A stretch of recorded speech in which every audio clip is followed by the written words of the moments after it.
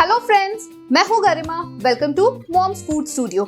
आज हम बनाएंगे creamy cheesy Indianized version of pasta. For your better understanding, आज के इस वीडियो को मैंने 3 सेक्शंस में डिवाइड किया है। फॉर द फर्स्ट सेक्शन जानेंगे रेसिपी, जिसमें कवर करेंगे वो सारे टिप्स एंड ट्रिक्स जिसको यूज करके हमारा पास्ता एक परफेक्ट पास्ता बनेगा, और साथ ही में व्हाइट सॉस पास्ता बनाना भी जानेंगे following the same recipe. Section 2 में जानेंगे history of pasta and section 3 में जानेंगे different shapes and types of pasta. So let's begin with the first section which is recipe, और देखते हैं पास्ता बनाने के लिए क्या इंग्रेडिएंट्स की जरूरत पड़ेगी।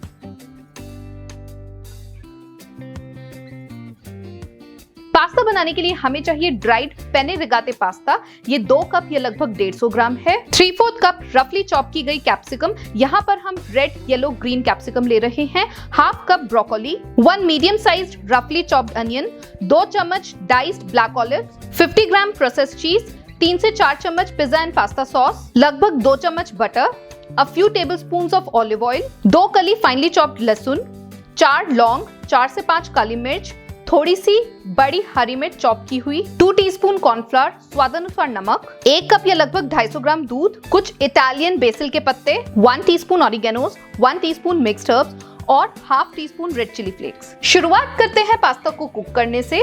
उसके लिए मैंने एक बड़ा पैन गैस पे चढ़ा लिया है और उसमें लगभग 1.5 लीटर पानी डाला है। अब हमें कैसे पता चलेगा हमें कितना पानी लेना है? 100 ग्राम्स पास्ता बनाने के लिए हमें 1 लीटर पानी की जरूरत पड़ती है। तो चूंकि आज हम 150 ग्राम पास्ता ले रहे हैं, तो इसीलिए मैंने 1.5 लीटर पानी लिया है पास्ता को पकाने के लिए। Now next and very important thing is, हमें इस पानी में पास्ता तब तक नहीं डालना है जब तक ये बॉइलिंग हॉट ना हो जाए। अगर हमने उससे पहले पास्ता डाल दिया तो पास्ता आपस में चिपकने लगेंगे, जो हमें नहीं चाहिए। तो बॉइलिंग हॉट करने के लिए मैंने गैस की फ्लेम को तेज कर दिया है और मैं ढक्कन लगा दूंगी जब तक इसमें बबल्स ना आने लगे।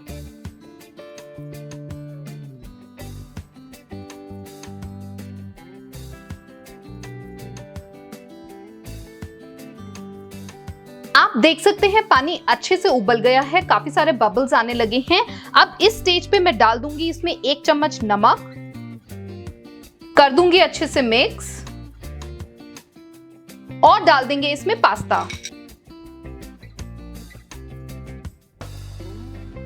पास्ता डालने के बाद एक बार अच्छे से मिक्स कर देंगे और धीरे धीरे चलाते रहेंगे जब तक हमारा पास्ता पक नहीं जाता। नाउ नमक हमने इसलिए डाला है ताकि पास्ता अच्छे से नमक एब्जॉर्ब कर ले, क्योंकि हम लोग पास्ता को बाद में जब सॉस में टॉस करते हैं तो नमक इतना ज्यादा पास्ता एब्जॉर्ब नहीं कर पाता जितना अच्छा वो इस स्टेज पे कर पाता है। एंड द सेकेंड थिंग, नमक हमें अच्छी खासी क्वांटिटी में डालना है। इटली में कहा जाता है कि पास्ता को इतने नमकीन पानी में पकाना है जैसे समुद्री पानी हो। अब हम लोग पास्ता को अच्छे से पकने तक हाई फ्लेम पर ही पकाएंगे। सेकेंड इंपॉर्टेंट थिंग इज, हमें इस स्टेज पर ऑयल नहीं डालना है। अगर आपने पास्ता पहले भी बनाया है और आपने इस स्टेज में ऑयल डाला है तो आपने नोट किया होगा कि ऑयल आपका पानी में तैरता ही रह जाता है। ऑयल ना तो पास्ता में मिक्स होता है और चूंकि वो ऑयल है तो पानी में एब्जॉर्ब होता ही नहीं है। इनफैक्ट जब हम पास्ता पकाकर उसको स्ट्रेन करते हैं तो ऑयल हमारा वेस्ट हो जाता है।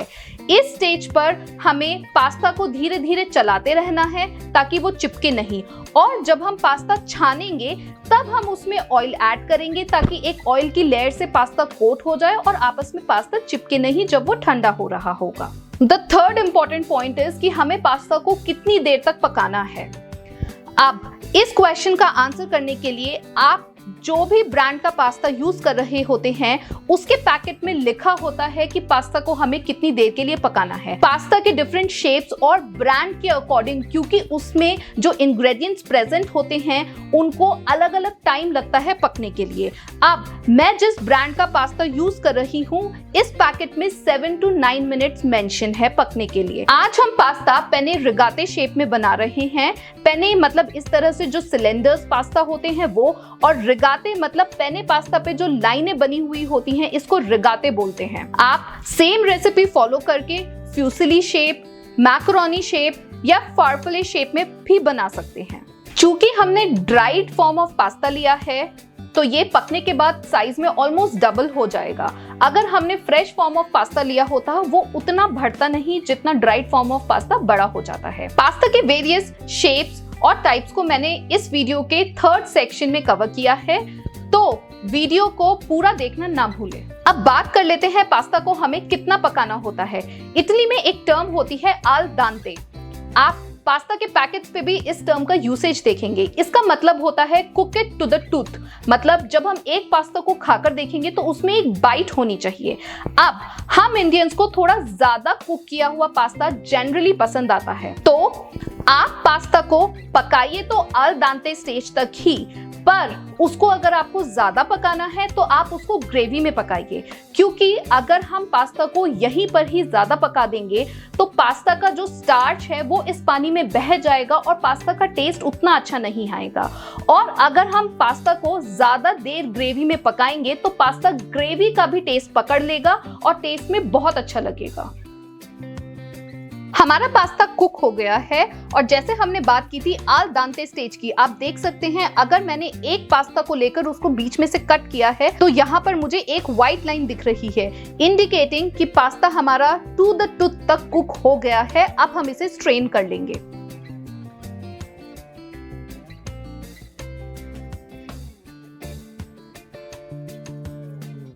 हमने पास्ता को स्ट्रेन कर लिया है और मैंने पास्ता का पानी भी बचा लिया है, क्योंकि इस पानी में पास्ता का काफी स्टार्च प्रेजेंट होता है जिसमें एक बहुत अच्छा टेस्ट होता है। तो जब हम सॉसेज में पास्ता को पका रहे होंगे हम यही पानी का यूज करेंगे, एडिशनली वाटर नहीं डालेंगे, इसी स्टार्ची पानी का यूज करेंगे तो पास्ता का टेस्ट बहुत अच्छा आएगा। नेक्स्ट इंपॉर्टेंट पॉइंट इज, हमने जब पास्ता को स्ट्रेन कर लिया है हम इसमें ठंडा पानी नहीं डालेंगे, क्योंकि ठंडा पानी डालने से पास्ता में जो स्टार्च प्रेजेंट होता है वो यहाँ से बह जाएगा, पास्ता डिसइंटीग्रेट करने लगेगा जो हमें नहीं चाहिए। इनफैक्ट हम इसमें डालेंगे 1 चम्मच ऑयल। मैं ऑलिव ऑयल डाल रही हूँ। अगर आपके पास ऑलिव ऑयल नहीं है तो आप कोई भी न्यूट्रल फ्लेवर का ऑयल ले सकते हैं। कोई स्ट्रॉन्ग फ्लेवर का ऑयल मत लीजिए क्योंकि वो पास्ता के टेस्ट में इंटरफेयर करेगा। ऑयल डालने के बाद एक लाइट टॉस करके ऑयल को मिक्स कर देंगे ताकि ऑयल एक कोटिंग क्रिएट कर दे पास्ता के ऊपर और पास्ता आपस में चिपके नहीं।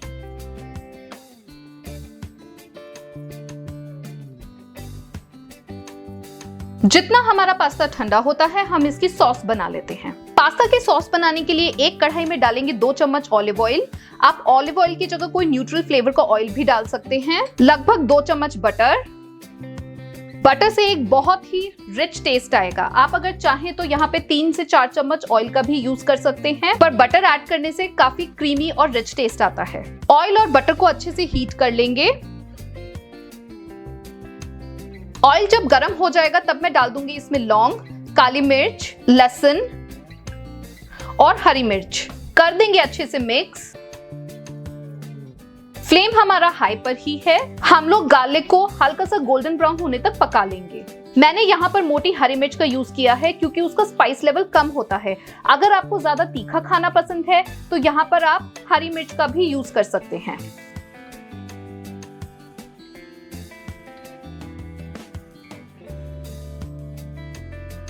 गार्लिक का कलर चेंज होने लगा है। अब मैं इसमें डालूंगी अनियंस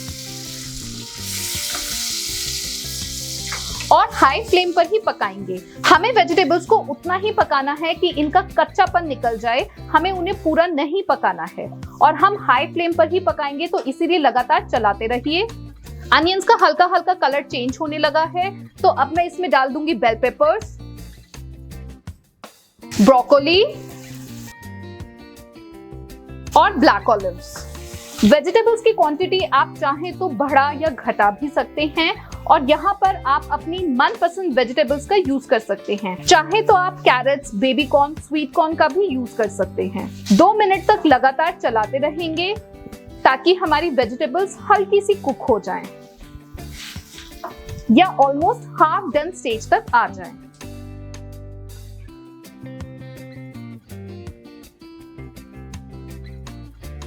इस स्टेज पर मैं थोड़ा सा नमक भी डाल दूंगी। हमारी सब्जियां लाइटली कुक हो गई हैं। अब मैं इसमें डाल दूंगी दूध। दूध को मैं 2 चम्मच बचा लूंगी क्योंकि दूध को हमें कॉर्नफ्लावर में मिक्स करके सॉस को थिक करना है। दूध हल्का सा गर्म हो जाए उसके बाद हम डालेंगे इसमें चीज। अब हमें उतना पकाना है जब तक हमारा चीज मेल्ट नहीं हो जाता। इस स्टेप में 2 मिनट लगभग लगते ही हैं। चीज और दूध हमारा रूम टेम्परेचर पर था। आप अपने पास्ता को और ज्यादा क्रीमी बनाने के लिए 2 से 3 चम्मच मलाई या क्रीम का भी यूज कर सकते हैं। चीज मेल्ट हो गया है।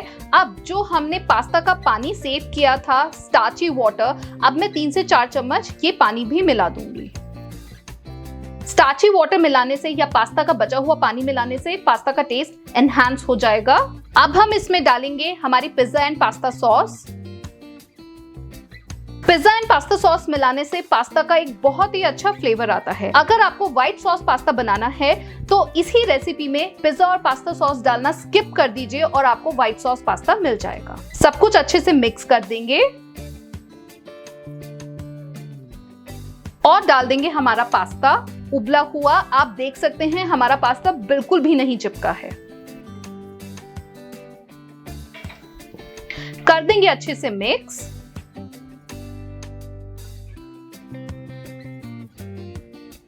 अगर आपको बहुत ही सॉफ्ट या मुशी पास्ता पसंद है तो इस स्टेज पर 2 मिनट के लिए कढ़ाई को ढक दीजिए और पास्ता को थोड़ा और पका लीजिए। मैं यहाँ पर 2 चम्मच स्टार्ची वाटर और डाल रही हूँ क्योंकि मुझे ये थोड़ा गाढ़ा लग रहा है। अब हमें हमारी सॉस को थिक करना है तो उसके लिए मैं कॉर्नफ्लावर में बचा हुआ दूध मिला दूंगी और कर देंगे अच्छे से मिक्स। जब भी आप कॉर्नफ्लावर में दूध मिला रहे होते हैं तो ध्यान रखिए कि दूध हमेशा रूम टेम्परेचर पर होना चाहिए। अगर गर्म होता है तो गांठें पड़ने के चांसेस होते हैं। इस टाइम पर मैंने गैस के फ्लेम को स्लो कर दिया है और धीरे धीरे मैं ये मिक्सचर हमारे पास्ता के ऊपर डाल दूंगी। अच्छे से मिक्स कर देंगे और गैस का फ्लेम मीडियम कर लेंगे और हमें सॉस को तब तक पकाना है जब तक हमारा कॉर्नफ्लावर पक नहीं जाता। हमने इस रेसिपी में मैदे का यूज नहीं किया है क्योंकि मैदा यूज करने से कई बार जब हम पास्ता एंड में खा रहे होते हैं तो एक मैदे टाइप्स का टेस्ट आता है। कॉर्नफ्लावर का न्यूट्रल टेस्ट होता है, वो अपना एडिशनली टेस्ट ऐड नहीं कर देता, एक थिकनिंग एजेंट होता है, तो इसलिए हमारी सॉस भी काफी गाढ़ी हो जाती है। कॉर्नफ्लावर को पकने में लगभग 2 मिनट लगेंगे।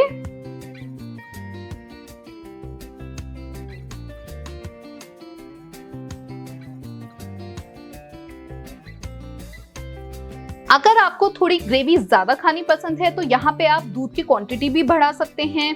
अगर और ज्यादा क्रीमी चाहिए तो आप चीज की क्वांटिटी भी बढ़ा सकते हैं। हमारी सॉस पक गई है। आप यहाँ पर देख सकते हैं सॉस ने स्पैचुला को बहुत अच्छे से कोट कर लिया है और अगर मैं एक उंगली इस तरह से चलाऊंगी और स्पैचुला को ऐसे खड़ा करने की कोशिश करूंगी तो ये ऊपर वाला पोर्शन बह के नीचे नहीं आ रहा है। हमारी लाइन इंटैक्ट है। दैट मीन्स कॉर्नफ्लावर पक गया है। पास्ता हमारा बन गया है। मैंने फ्लेम को ऑफ कर दिया है। अब मैं इसमें मिलाऊंगी 1/2 टीस्पून चिली फ्लेक्स। अगर ज्यादा खानी पसंद है तो आप क्वांटिटी इंक्रीज भी कर सकते हैं। 1 टीस्पून ऑरिगेनोस और 1 टीस्पून इटालियन मिक्स हर्ब्स। कर देंगे अच्छे से मिक्स। यहां पर हमारा पास्ता बनकर बिल्कुल तैयार है और सर्व करने के लिए रेडी है।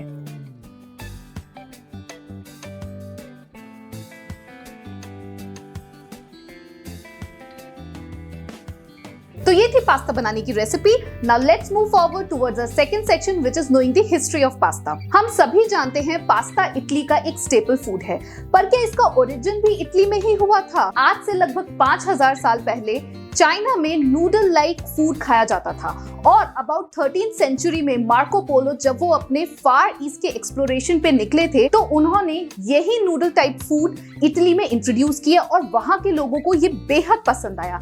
इतना पसंद आया कि उन्होंने पास्ता को डिफरेंट शेप्स में बनाना शुरू कर दिया, जैसे वर्मिसेली, रेवियोली और मैकरोनी। इटालियंस को पास्ता इतना पसंद आया कि उनकी पास्ता कंजम्पशन की फ्रीक्वेंसी बढ़ती चली गई और धीरे धीरे पास्ता उनका एक स्टेपल फूड बन गया। Somewhere about in 17th century Spain की कुछ फैमिलीज यूएसए में जाकर सेटल हो गई and they introduce pasta to America. In 1789 Thomas Jefferson, the third president of USA, completed his service as an ambassador of France and returned to his country. उनको Mac and चीज pasta खाना बेहद पसंद था और जब वो यूएसए वापस जा रहे थे तो वो मैक्रोनी मेकिंग मशीन को अपने साथ ले गए and from there in he kick started the popularity of pasta in USA। Early 19th century वो पीरियड है जिसे द इंडस्ट्री ऑफ पास्ता के नाम से जाना जाता है, क्योंकि इसी दौरान डिफरेंट शेप्स एंड साइजेस के पास्ता का लार्ज स्केल प्रोडक्शन होने लगा, पूरी दुनिया में एक्सपोर्ट होने लगा और धीरे धीरे पूरी दुनिया में पास्ता फेमस हो गया। Now let's move forward towards the third section, which is knowing the different shapes and types of pasta.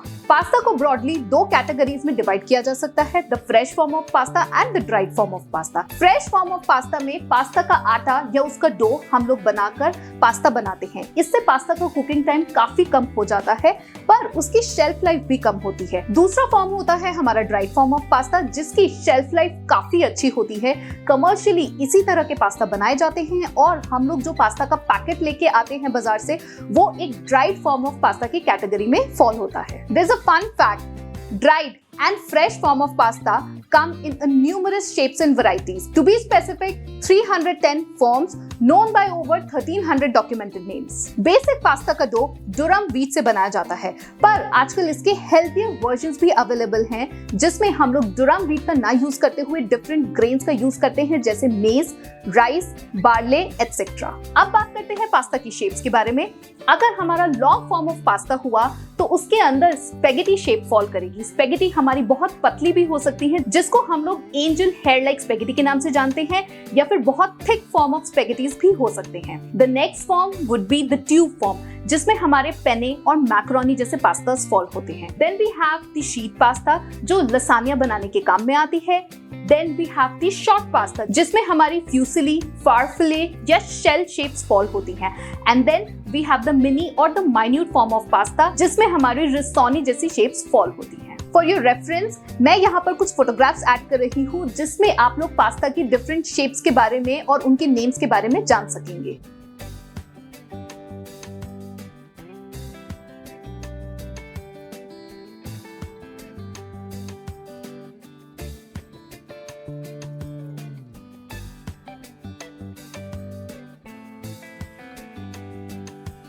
So that's all for today's video.